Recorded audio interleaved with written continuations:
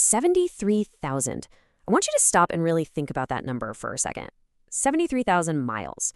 Now, right off the bat, I need to say this explicitly. This explainer is absolutely not financial advice.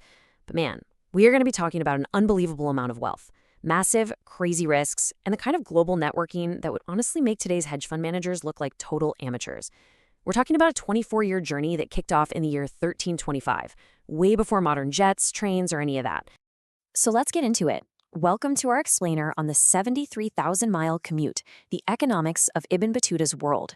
Today, we're looking at how a 14th century Moroccan scholar funded an absolutely unbelievable global expedition, how he played the geopolitical job market, and how he somehow survived some of the most eccentric and dangerous rulers in human history.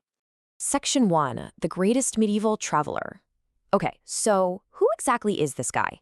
Meet Abu Abdallah Muhammad ibn Battuta. He was born in Tangier, Morocco in 1304 into this established family of legal scholars. He's this young, highly educated guy, specifically trained in Maliki Islamic law. And here is the craziest part of the whole story. He didn't even set out to travel the world. He literally just wanted to complete a religious pilgrimage to Mecca known as the Hajj. The whole plan was just to go to Mecca, study with some heavy-hitter scholars, and head home in a year or two. But look at the mind-blowing geographic scale of what actually went down. This map highlights the modern boundaries of his 14th century journey. He didn't stop at Mecca, no, he just kept going. Across North Africa, right through the Middle East, all the way down the East African coast, across the massive Asian steppes, deep into India, down to the Maldives, and eventually, supposedly, all the way to China. Put that into perspective. He crossed the equivalent of 44 modern countries. 44, all across Afro-Eurasia. And when you look at the timeline chronologically, it just hits different. He's this fresh-faced 21-year-old student when he leaves home in 1325. Fast forward to 1333, and he's arriving in Delhi, India, completely reinventing his career. It isn't until 1354, literally almost 3 decades later, that he finally goes back to Morocco for good. A wealthy, famous, and extremely world-weary judge. Section 2, the 14th century global economy. Which brings us to a massive logistical mystery, right? How exactly did a young guy afford to just travel the known world for a quarter of a century? I mean, travel is crazy expensive today, and it definitely wasn't cheap in the 1300s. You need horses, camels, armed guards, food, places to sleep. So where did all this capital come from? Well, you have to understand this one crucial concept, the Dar el-Islam, or the House of Islam. Ibn Battuta wasn't just wandering off the edge of the map into the total unknown. He was actually moving through this vast interconnected network of territories that all shared a unified legal code, Sharia, and trusted currencies like the gold dinar and silver dirham. Think of it like a highly standardized global market. Because the rules for contracts, marriage, and commerce were virtually identical whether you were in West Africa or Southeast Asia, it drastically dropped transaction costs. It made international mobility incredibly appealing. And this is where the economics get really fascinating, because these incentives basically functioned like a giant medieval talent acquisition network. First off, you had the Waqf system. This was essentially charitable wealth redistribution. You had wealthy elites funding these massive social safety nets that literally provided free food and lodging for traveling scholars. Second, you had sovereign patronage. Rulers who were kind of on the edges of the Islamic world, like over in India, they desperately wanted legitimacy, so they would import foreign talent from the cultural centers to give their courts prestige. And finally, and this is a big economic concept here, asymmetric information. Ibn Battuta knew complex legal codes that the local populations just didn't. He had a total monopoly on that specific intellectual property, which meant there was a massive demand for him to act as a judge, or qadi. Guys, he was essentially getting paid to travel. Section 3, Battuta versus Marco Polo. So how does he compare to the guy everyone instantly thinks of when we talk about medieval exploration? Let's do a direct comparison with Marco Polo, because their whole vibe, their economic motives, what they brought to the table, and how they saw the world was completely different. Marco Polo was a middle-class merchant. His primary economic input, commodities and logistics. He traveled externally, meaning he was constantly venturing into completely foreign cultures where he was the alien visitor. Polo was laser-focused on trade routes, tax rates, transaction costs, and silk production. Ibn Battuta, on the flip side, was an upper-class intellectual dealing in law.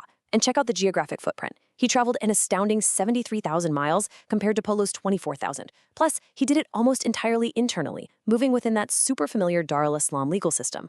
Where Polo saw commodities, Battuta was looking at religious orthodoxy, judicial arbitration, and intense court politics. Section 4, Perils of Royal Patronage. And speaking of court politics, let's talk about the dark side of this medieval corporate ladder. Because in Delhi, Ibn Battuta hits the absolute economic jackpot, but he also faces some insane physical danger. 12,000. When Ibn Battuta finally arrives in Delhi, the Sultan, Muhammad Tughlaq, hands him a mind-blowing 12,000 silver dinar signing bonus, just for walking through the door, plus an annual salary of another 12,000 dinars to serve as a judge. Now, to put that staggering pile of wealth into perspective, the average Hindu family in the 14th century lived on about 5 dinars a month. An ordinary soldier might pull in 20. Ibn Battuta was raking in 1,000 a month, and that's not even counting the revenue he got from farming villages assigned to him. Because he was this imported foreign expert, he became fabulously wealthy overnight. We're talking a luxury mansion, a stable of horses, dozens of servants, the whole shebang. But you know there's a catch. And it was a terrifying one. The Sultan of Delhi was incredibly paranoid and just utterly erratic. Ibn Battuta actually wrote this about him. The Sultan was far too free and shedding blood. Every day there are brought to the audience hall hundreds of people and executed. The guy would just execute people on a whim. Even his own Muslim scholars and holy men weren't safe. He'd literally have them tossed to elephants that had huge swords attached to their tusks. So yeah, the wealth was astronomical, but the physical risk was horrific.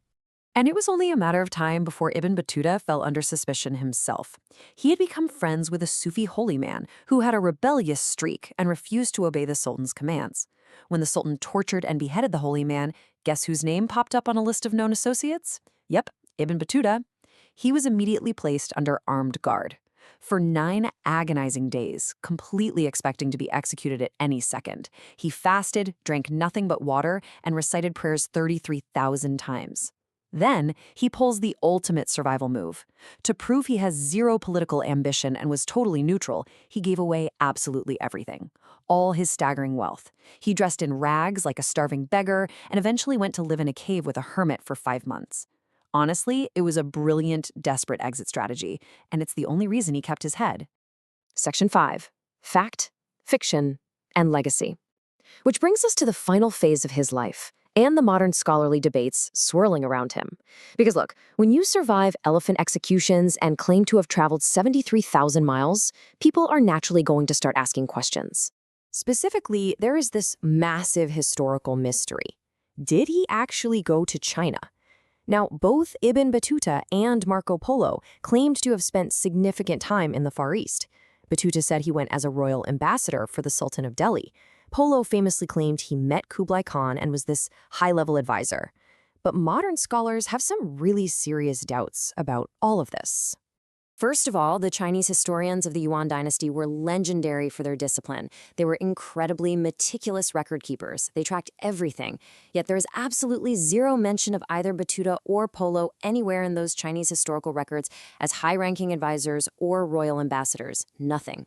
Second, scholars have noticed that their descriptions of China heavily mirror other geographic encyclopedias that were floating around during that era. It really suggests they might have just plagiarized or borrowed those sections from other writers. Now, is it possible they went? Sure, but they might have just functioned as mid-level merchants managing foreign trade activities and then massively exaggerated their diplomatic importance when they finally got home to impress everyone. But hey, exaggerated or not, when Ibn Battuta finally made it back to Morocco, the local sultan ordered him to sit down and dictate his massive memory bank of adventures to a scholar. The book that came out of that is called the Rila, or The Journey, and it absolutely cemented his legacy as the greatest medieval traveler, giving us this incredibly rare, unmatched window into just how interconnected the 14th century world really was. So, what are the macroeconomic lessons for today? Whether you're an economics policymaker working in finance, an investor in the stock markets, a banker, a financial trader, or even a gambler, pay attention. Number 1, standardization reduces transaction costs. The shared currency, legal framework, and culture of the Islamic world made his massive, unprecedented journey possible. Number 2, predictable legal frameworks build booming economies. When merchants and talent know the rules of the game, trade and innovation flourish. And number 3, maybe the most important. High-risk, high-reward strategies require a rock-solid exit plan. Whether you are trading wildly volatile stocks today or accepting a 12,000 dinar signing bonus from a bloodthirsty sultan, you better be fully prepared to walk away from it all and go live in a cave if things go south. And that brings us to our final thought. Ibn Battuta once said of another famous traveler, "I have outdone him by visiting these regions." It is such a provocative reminder of sheer human ambition. What truly drives us to push the limits and explore? Is it the money, the pursuit of knowledge, or is it just human nature, that deep desire to say we went further than anyone else in history? Think about that next time you plan a trip or take a massive risk. Anyway, if you like this explainer and want to keep diving into these wild historical realities with us, please make sure to subscribe and like this channel. See you next time.